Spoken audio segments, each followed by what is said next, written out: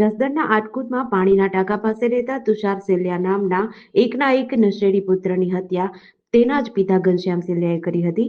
સુરત રહેતો નશેડી પુત્ર તુષાર સેલિયાએ મકાન વેચી નાખ્યું હતું અને તબેલો કરવા માટે તેના પિતા પાસે 10 લાખ રૂપિયા માંગતો હતો. નશો કરતો હોય એટલે પિતાએ રૂપિયાની ના પાડતા તેમના પિતા પર હુમલો કર્યો હતો. બાદમાં તેમના પિતાએ માથાના ભાગે રાપ મારી તેની હત્યા નિપજાવી હતી. સુરતમાં નશાના રવાડે ચડી દેણું કરતા મકાન વેચી નાખ્યા હતા. ત્યારબાદ તેમના પિતા 3 મહિના પહેલા અહીં આટકોટ લઈ આવ્યા હતા.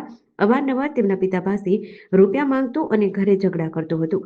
છેલ્લા 5 દિવસથી 10 લાખ રૂપિયા માંગતો હતો અને તબેલો કરવો છે તેમ કહેતો હતો. પિતાએ રૂપિયાની ના પાડતા તેમના પર હુમલો કર્યો. પિતાએ પુત્રની માથાના ભાગે લોખંડની રાપ મારી હત્યા નિપજાવી હતી.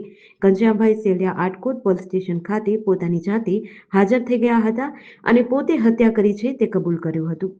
આટકોટ પોલીસ સ્ટેશને ગઈકાલે ફરિયાદી રસીલાબેન વાઇફ ઓફ ઘનશ્યામભાઈ સેલિયા રહે આટકોટ પાણીના ટાંકા પાસે આવી રૂબરૂ ફરિયાદ નોંધાવેલ કે તેના પતિ ઘનશ્યામભાઈ ભીમજીભાઈ સેલિયા અને તેના પુત્ર તુષાર વચ્ચે માથાકૂટ થતાં તેને માથામાં મારતા તેઓ સારવાર દરમિયાન સારવારમાં લઈ જતા મરણ ગયેલ છે. જે અનુસંધાને આટકોટ પોલીસ સ્ટેશન ખાતે BNS કલમ 105, 135 મુજબ FIR રજીસ્ટર કરવામાં આવેલી છે.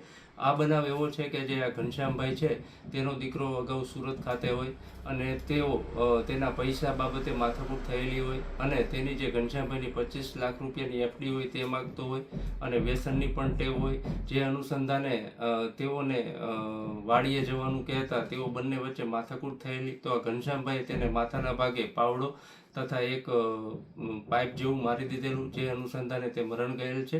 આ ગુનાની તપાસ આટકોટ PI સાકરિયા કરે છે અને હાલે આ તપાસ ચાલુ છે.